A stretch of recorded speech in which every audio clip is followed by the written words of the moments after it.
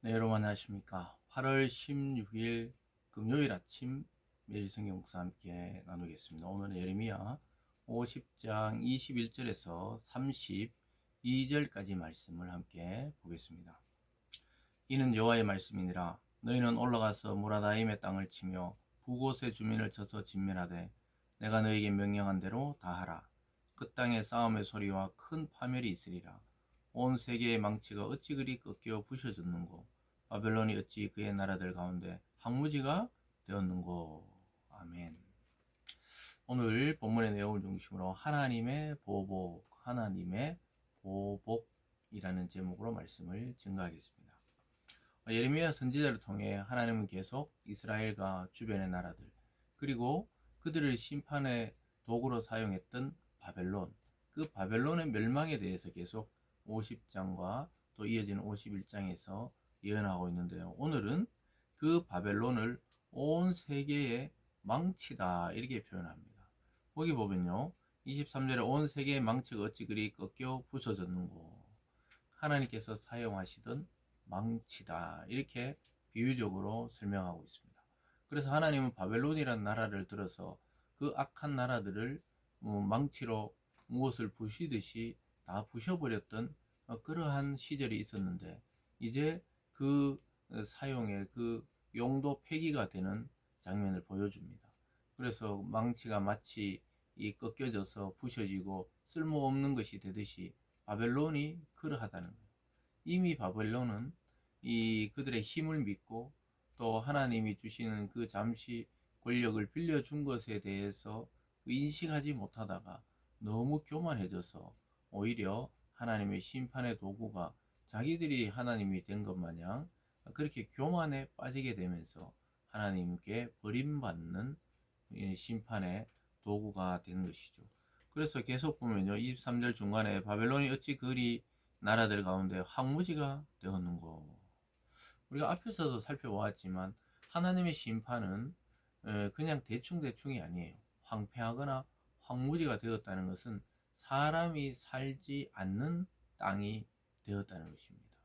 그렇게 번영하고 그렇게 화려했던 이 바벨론의 영광이 무너지고 없어져 버렸던 것이죠. 그 후에 신약에 오면요, 요한계시록에서 큰 성 바벨론이 무너졌다 이렇게 표현하죠.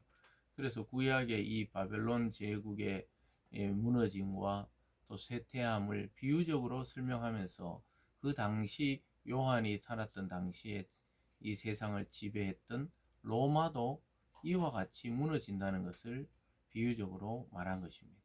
그래서 요한계시록의 그 바벨론은 이 고대 바벨론이 아니고 현재 그 요한이 살던 시대에 로마가 지배하고 있던 것에 대한 비유입니다. 그래서 오늘 예레미야는 진짜 고대의 그 바벨론이죠. 예레미야가 살던 시대에 이 패권을 장악했던 바벨론이 마치 망치가 꺾이고 부셔지듯이 그 힘이 빠지면서 황무지가 되었다 이렇게 말씀하고 있습니다. 24절에도 보면요, 바벨론아 내가 너를 잡으려고 올무를 놓았더니 네가 깨닫지 못하고 걸렸고 네가 여호와와 싸움으로 발각되어 잡혔도다. 올무를 놓았고 또 하나님과 싸워서 발각되었다는 거예요. 그래서 이 비유적으로 하나님과 싸웠다는 거예요.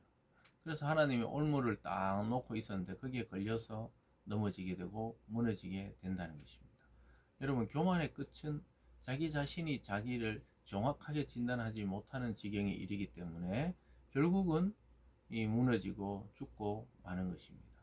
그래서 우리가 자가 진단도 해야 되지만 실제로 정확하게 병을 진단을 하려면 병원에 가서 또 엑스레이나 MRI나 또 피검사나 또 의사 선생님이 또 지시하는 대로 정확하게 그걸 진단해야 병에 대해서 치유가 되는 것이지, 그냥 자기가 괜찮은 것 같다, 또 자기가 좀 이상한 것 같다 해서 이상한 게 아니고, 그래서 이 나라도 마찬가지고 사람도 마찬가지입니다.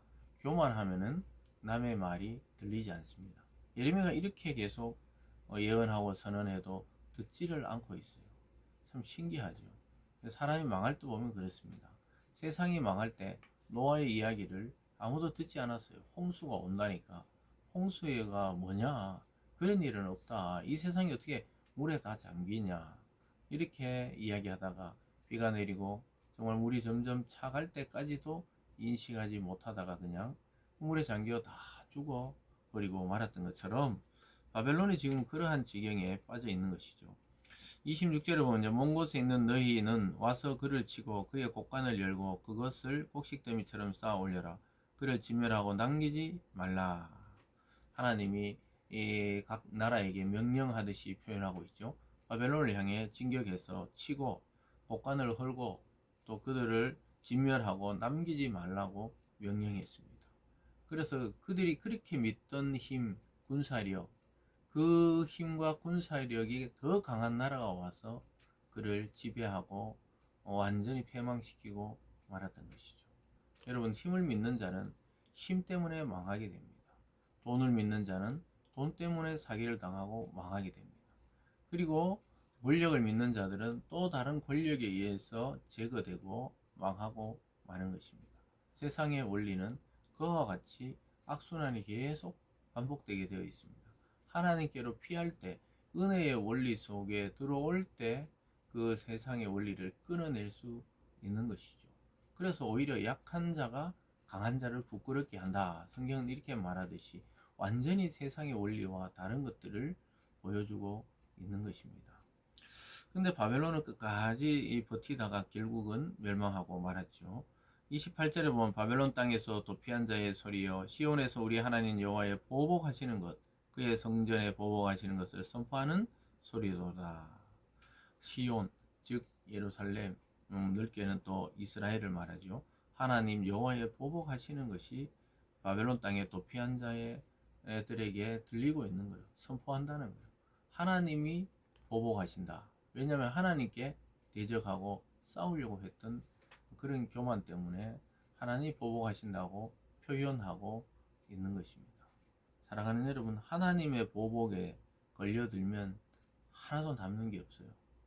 이 세상에 흔적도 없이 사라져 버리는 것입니다. 그래서 결국은 그게 교만에 대한 징벌이라고 말씀합니다. 29절에 보면요. 활 쏘는 자를 바벨론에 소집하라. 활을 당기는 자여 그 사면으로 진을 쳐서 피하는 자가 없게 하라. 그가 일한 대로 갚고 그가 행한 대로 그에게 갚으라. 그가 이스라엘의 거룩한 자 여호와를 향하여 교만하였음이니라. 교만. 32절은 마찬가지입니다. 교만한 자가 걸려 넘어지겠고 그를 일으킬 자가 없을 것이며 바벨론의 큰 죄악은 하나님 앞에 교만했다는 것입니다. 그래서 하나님은 그가 일한 대로 갚고 그가 행한 대로 그에게 갚으라. 수많은 민족을 힘으로 지배하고 통치하고 죽이고 멸망했듯이 그가 행한 것이 그건데 그가 행한 대로 그도 망하고 패망하고 전쟁에서 지고 또 수많은 사람이 살육당하는 그러한 고통을 겪게 될 것이라고 말하고 있습니다. 그것은 바로 거룩한 자 여호와에 대한 교만에서 비롯되었다는 거예요. 사람이든 나라든 또 어떤 권력자든 교만의 늪에 빠져들면 죽었다고 보면 돼요. 결국은 그것 때문에 죽게 되고 사라지게 되고 무너지게 되고 망하게 됩니다. 굉장히 위험한 것이죠. 그래서 성경은 끊임없이 교만에 대해서 경고하고 있습니다. 바벨론은 하나님의 심판의 도구로 잠시 사용되었는데 그것도 모르고 너무 교만해서 오히려 자기를 사용했던 하나님을 거스르고 대적하고 그렇기 때문에 하나님이 그를 보복하겠다 이렇게 말씀하시면서 완전히 나라가 망할 것이라고 예레미야를 통해 예고하고 있습니다. 사랑하는 여러분, 교만한 자를 하나님은 적으로 여기십니다. 그래서 우리는 절대적으로 겸손과 사랑의 자리로 내려가야 되지. 우리 스스로 교만한 것은 무엇이냐? 남의 이야기가 들리지 않으면은 교만했다고 자기가 판단하면 됩니다. 그건 무슨 말이냐? 충고나 조언이나 또 사랑의 말이 거슬리는 거예요. 그럴 때 조심해야 되는 거예요. 그래서 우리가 그럴 때 다시 자기를 돌아보고 말씀으로 재점검하고 기도를 통해 하나님과 교통을 다시 원활하게 할 필요가 있구나 이런 사인으로 생각하면 좋습니다. 그래서 끝까지 하나님의 말씀을 따라 겸손하게 교회와 세상 또 우리가 살고 있는 우리의 삶의 자리에서 섬길 수 있는 그러한 성도들 되기를 바랍니다. 기도하겠습니다. 사랑의 하나님 아버지, 이 교만했던 바벨론에 대한 하나님의 보복이 시작될 것이라고 예언하고 있습니다. 하나님, 교만한 자는 결국 하나님께 걸려들고 패망하고 망하고 사라지는 그러한 자가 될 것이라고 이야기하고 있습니다.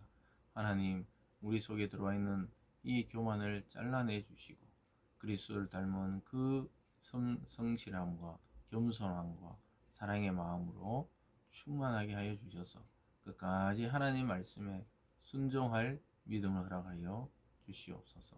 감사드리며 예수님 이름으로 기도드리옵나이다. 아멘.